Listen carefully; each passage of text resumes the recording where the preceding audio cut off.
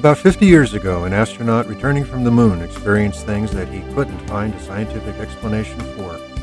So, with some colleagues, he launched a new science focused on the mind and how it works in the body and across space and time.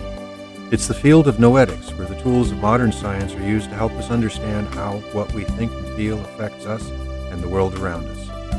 Now, this is Dr. Ruth Miller's Noetic Moments from the studios of KXCR Community Radio in Florence, Oregon.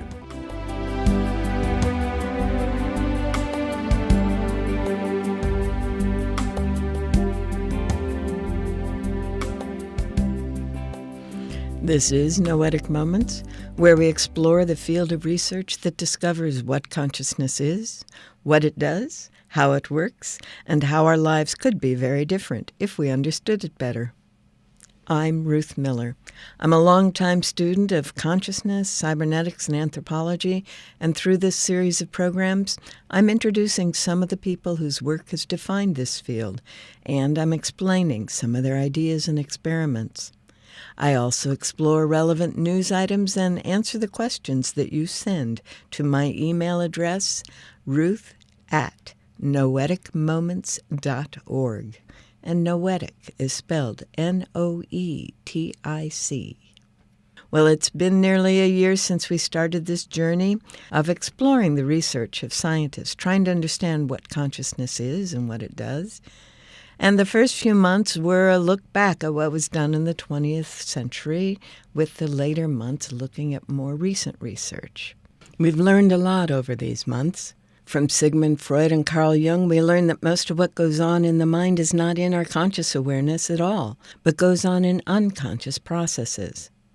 We learned that our minds can be thought of as having three parts: what we're aware of, our personal awareness; what we aren't aware of that's keeping our bodies going, and also includes our fears and beliefs about potential threats and dangers, which we can call the individual subconscious; and what we aren't aware of that enlivens our beings and guides us in our actions, which we can call the individual superconscious. We learned from Charles Tart and others that we can change our state of consciousness and shift what aspects of it we're aware of and what we're capable of in the moment. We learned from various neurologists that we can say where in the brain processes that direct the body are active, and we also saw that the responses in our body to both our individual mental activity and what's going on around us happen far faster than nerve impulses or chemicals can travel through the body, which means they aren't all originating in the brain. So it turns out that many scientists have come to accept that what we call mind is not the product of the electrochemical activity of the brain, but is in fact the activity of a kind of field that surrounds and permeates the body. That means that the brain is a receiver-transmitter that receives messages from the mind and transmits them to the body. And it receives messages from the senses and transmits those to the body and the mind.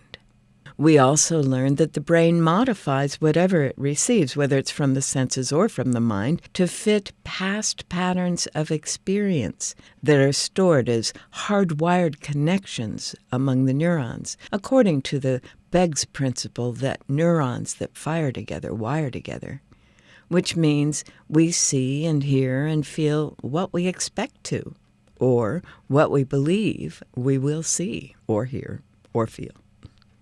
Other experiments we looked at demonstrated that what we call the individual mind continues to perceive and process for as much as several hours, even when the brain and heart are flatlined and the person has been declared dead, which may be why most reports of near-death experiences do not fit the past patterns of experience stored in the brain's neuronal connections, and may help to explain why people don't always remember them right away. They have to build those new connections. Mind, then, is a field, a pattern of informed energy that exists during and after the body is functioning as the superconscious, develops with the body and brain as the subconscious, and is being told by the brain what the world out there is like in our personal awareness. Now, every field has a unique pattern of vibration that makes it different from other fields. And some of experiments have demonstrated that people and some animals who have minds that are vibrating along the same patterns are able to sense when the other is focusing attention on them or is about to come home. Experiments by Rupert Sheldrake and at the Institute of Noetic Sciences demonstrate that minds can share information, and when they do, their bodies change whenever anyone they're connected with turns attention their way, even though they can't see or hear them doing so. Beyond all that, we've learned that mind affects matter, as demonstrated in the famous double-slit experiments in quantum physics, where the subatomic building blocks of the universe would show up as energy or matter depending on whether a mind is present to observe them.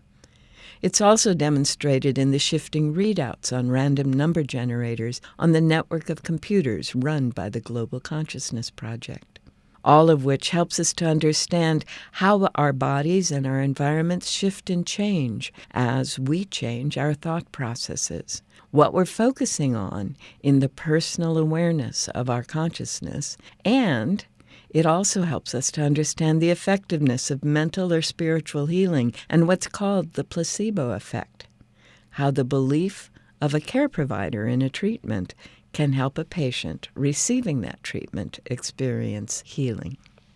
Based on all of that, a growing number of scientists are seeing our individual field of mind as part of a larger field, a noosphere, a global brain, or, in Carl Jung's terms, a collective consciousness.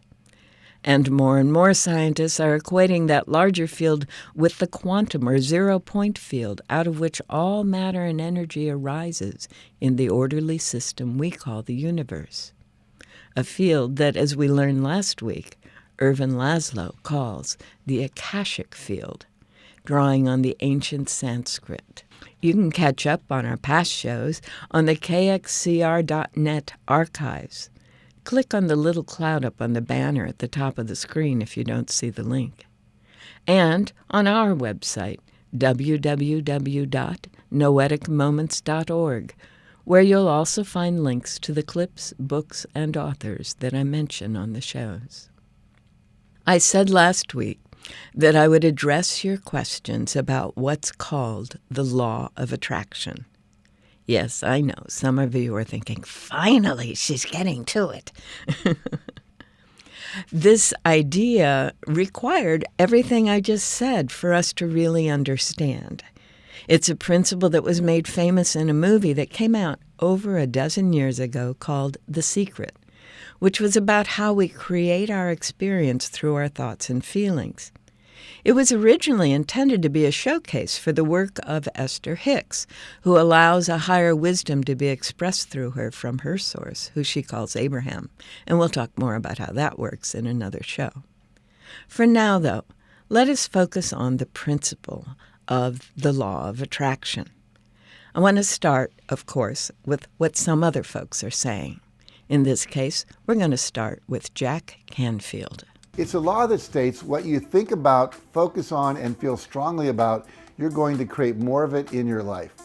And the thing to remember about the law of attraction is that everything is energy and vibration, and like energy attracts like energy. Happy people attract happy people. Depressed people attract depressed people. They're attracted to each other. Now, one example of how powerful the law of attraction is how I attracted an amazing beach house on the island of Maui in Hawaii into my life. What happens is that I teach affirming the things you want using affirmations and also using visualization. I was doing some talks, but I needed to come up with an affirmation example for a workshop I was doing for a company. So I came up with one that says, I am so happy and grateful to be sitting on the lanai of my beach house in Maui watching the sunset go down over Ka'anapali Bay, just to illustrate how I would do that if I wanted a beach house. But I was doing the seminar 3 or 4 times a day, it was a couple hours in this company, and I was doing that over 5 days. I was saying that a lot, and I was getting people to visualize with me. And just within like 6 months, one of my business partners came to me and said, hey, we have this house in Maui that we developed to sell it. And we want to kind of keep it now. And one of the people that was an investor doesn't want to play anymore. Would you like to come in on it? And I ended up being a co-owner of this house for a number of years. And I had this great balcony overlooking the ocean off this room that was always my room when I went there. And I was sitting there one day watching the sun go down and I went, oh my God, I've been visualizing and affirming that, and guess what works? I know it works, but the point was, that's how powerful it is. The problem is most of us go around thinking about what we don't want. I hope that doesn't happen. I hope that doesn't happen. I hope that doesn't happen.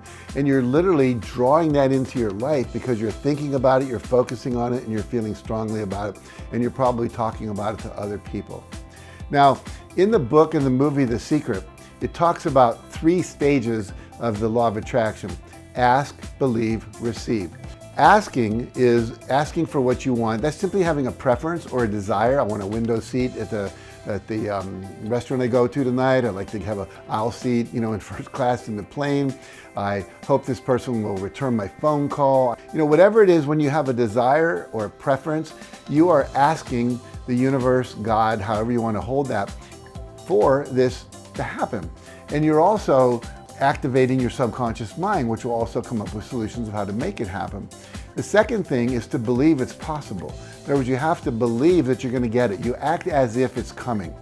A lot of people talk about there's no men in this town, how am I ever going to have a relationship? They're all taken, all the good men are taken. Instead of believing that the perfect guy or gal is coming into your life right now. And it may go against everything that the outside world would give you as data, but the fact is, if you choose to believe it, what happens is all the law of attraction gets set up, and vibrationally you start attracting it to your life. So if I want more happiness in my life, I need to choose to be happy with what I have now. If I want more possessions in my life, I have to be appreciating the possessions I already have instead of focusing on what I don't have. Because when you focus on what you don't have, you get more of not having it. And so it's a little bit the opposite of the way most of us were brought up and educated, but that is how the law works. Now, Jack Canfield is by no means a scientist, but he has certainly experimented with this technique and taught it to thousands of people over the last 10-15 years. What he is saying is that there is a tendency of the universe to respond in like manner to and with whatever is going on in our consciousness. This is the essence of the law of attraction. So what we are thinking and feeling, not necessarily at our personal awareness, although that is part of it, it's what we are thinking and feeling in all 3 aspects of our consciousness. The subconscious, which, as we've said, addresses the body, fears, and threats. And the superconscious, which, as we've said, addresses the enlivening, some people call it the light and the life of our being, as well as what we're aware of in the moment. Now, how do we do that? That's the next question, isn't it? So what Jack was describing was using mental imagery, guided imagery. Now, when he does that, he's helping the person enter into a state that I described in our last show, and that is a state that is sometimes called the alpha level. Some of you may have heard of alpha dynamics or Silva mind control methods, which are coming back into vogue, interestingly, 50 years after they were first initiated. These techniques are designed to help turn off that normal thought structure in the brain and allow the mind to make the shifts in the mind-body-brain field necessary for us to be able to experience in our imaginations initially and ultimately in our physical experience what it is that we are intending. Now, Jack Canfield talked about desire. What I've learned over the years is intention is a far more effective term. Now, all of this work is based on a line in the New Testament. It shall be as you believe, or ask believing and ye shall receive, both of which are quotes from Jesus in the Gospels of the New Testament. What they're both saying is that when your whole being Your heart, your mind, your soul, your emotions, your body, every aspect of your being is aligned on an idea, then your experience becomes that idea, whatever the idea is. So if it's an idea that you don't want more of, it's just as likely to happen if your whole being is aligned on it.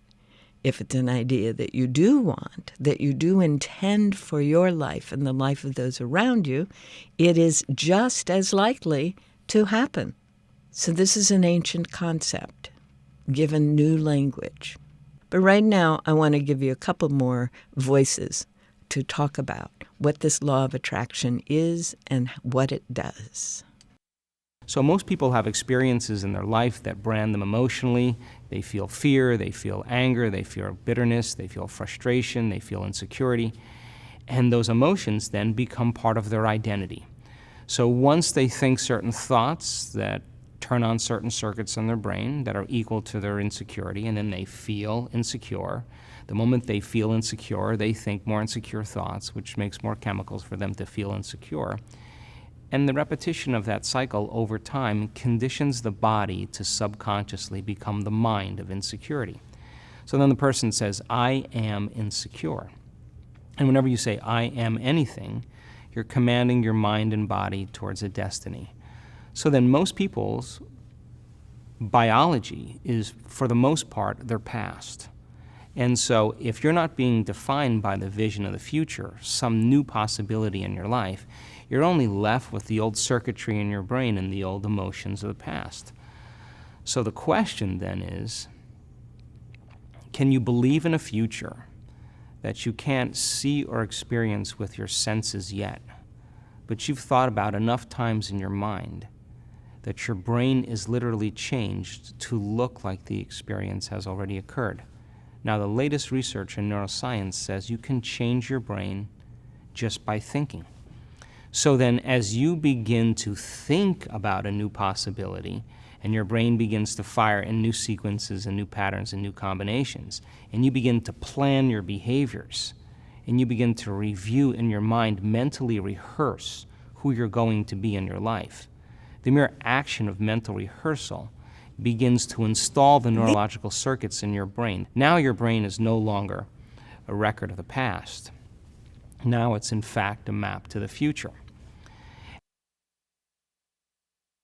In other words, the materialist, the person who's waiting for their wealth to come to feel abundance, they're living by that model of cause and effect. But the quantum model is about causing an effect, which means you begin to experience your own worthiness and your abundance before it occurs. You have to feel wholeness in order for your healing to occur. We have to feel love for ourselves and love for life in order for us to have love in our life. And so then to instruct people how to teach their body emotionally how that future could feel like before it's made manifest, if they do it properly, their body as the unconscious mind begins to believe it's living in that future reality in the present moment.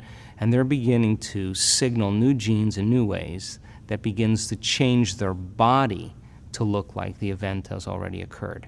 So the process of change in the meditative model requires unlearning and relearning. It requires breaking the habit of the old self and reinventing a new self.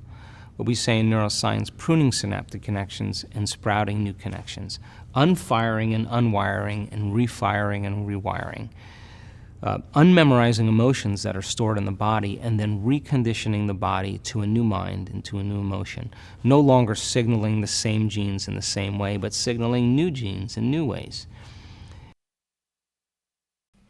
That was Joe Dispenza, a chiropractor who found himself with a broken body and decided that that wasn't going to be his experience and fixed it, and then went on to study neuroscience and quantum physics to try to understand what he did. And now he teaches it.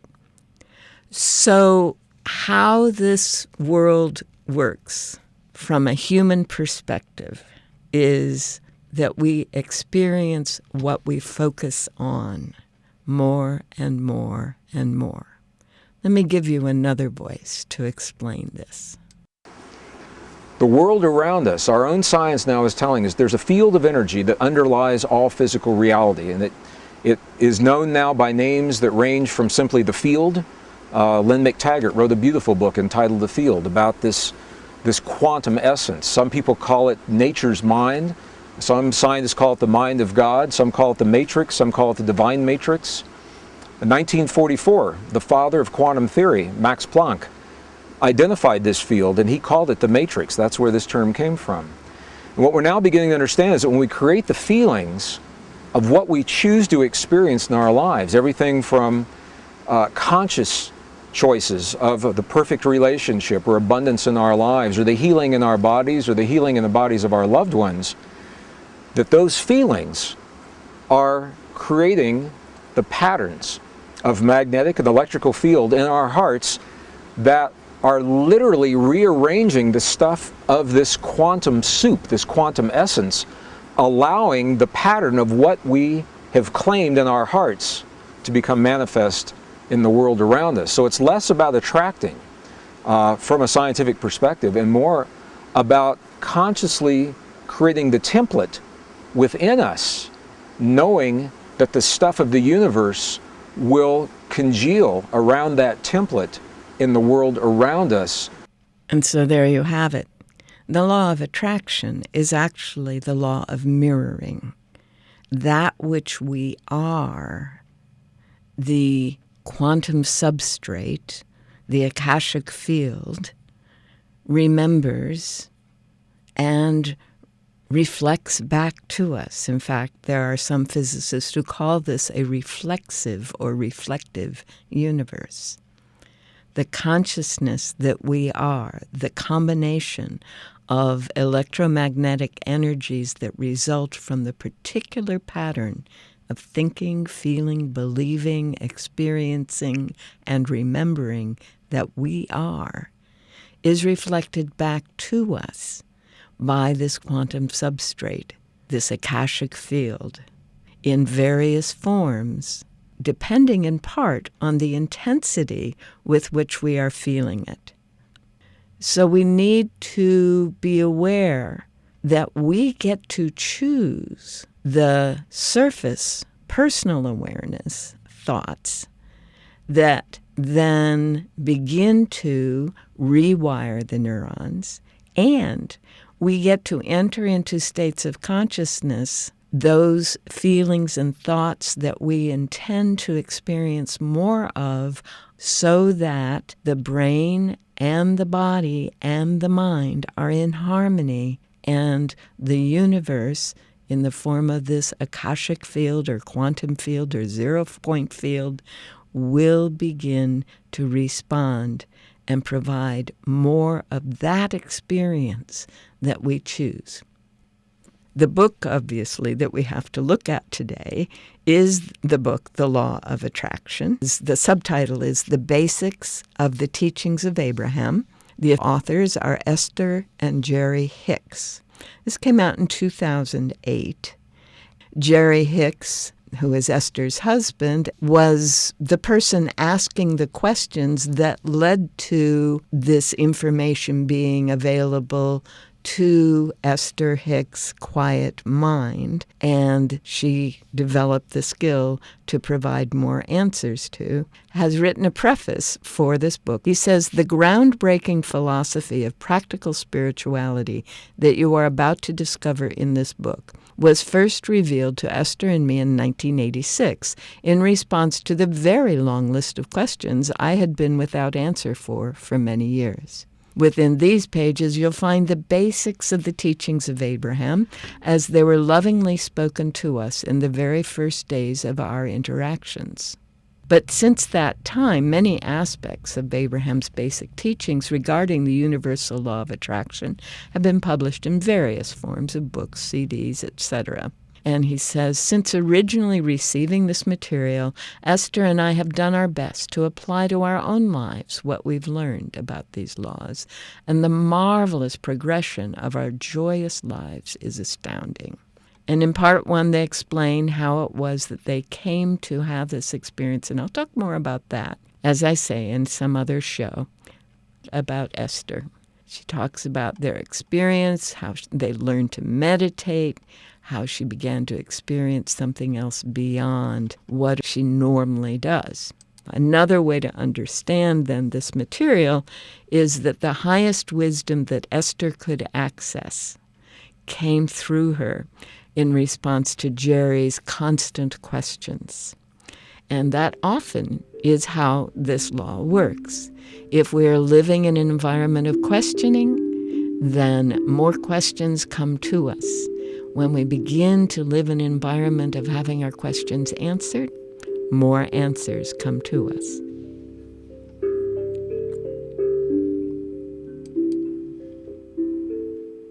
Well, if you just tuned in, you are listening to Noetic Moments on KXCR 90.7 on the FM dial and streaming on KXCR.net. And that sound tells me we need to look at what's going on in the world today and what you, the listeners, are curious about.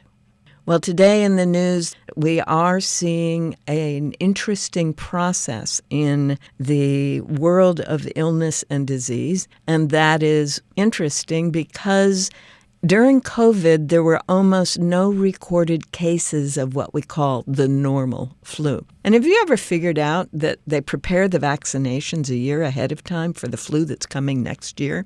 So clearly there is a set of assumptions there. Who knows how that is all working, except we were just talking about the law of attraction. That which we expect and assume we will generally experience. So back to what's going on right now. The flu has restored its presence in our life. And perhaps it's related to everyone was focused on something else. Perhaps it's related to everyone was wearing masks everywhere they went or not going anywhere at all, and now they aren't. And another piece of the puzzle is our immune systems.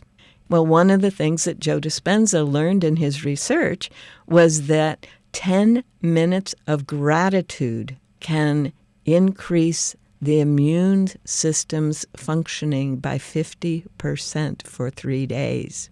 So I strongly encourage you, be aware of how you can build your immune system and be grateful for this incredible life we are all living. As all these people have said today, what we focus on is what we will receive more of. Well, that's it for today's show. We are out of time for today, but remember, you can always continue the exploration on our website, www.noeticmoments.org. For now, as always, thank you for joining me here on Noetic Moments at KXCR Community Radio. And do please have a fabulous week. You've been listening to Dr. Ruth Miller's Noetic Moments. This program is produced in the studios of KXCR Community Radio in beautiful Florence, Oregon, supported by you, our listeners. Our theme music is Tumbling Planets, composed and performed by Jeff Lovejoy. To hear this program again or learn more about Noetic Sciences, search our website, www.noeticmoments.org.